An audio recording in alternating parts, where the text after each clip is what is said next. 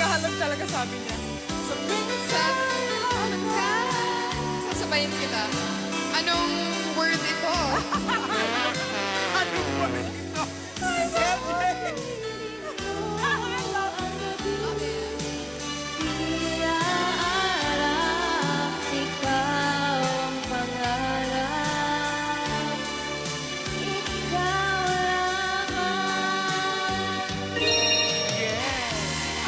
Doon natapos ang kwento ng round 4. Natutuwa kay Rian because hindi siya talaga maano sa Tagalog song. Natawa ka ako eh.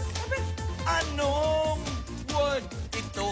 Oo. At kay Aileen naman, ang sabi mo mapapawi, it's napapawi. Napapawi. Kaya 5,000 pesos. Ano ba yun? 55 plus 5, 60? 6 ulang, ano? Pira ba yun? Hindi masyado. Kaunti lang yun. Katayan and Rarban sa pagbabalik na All-Star K!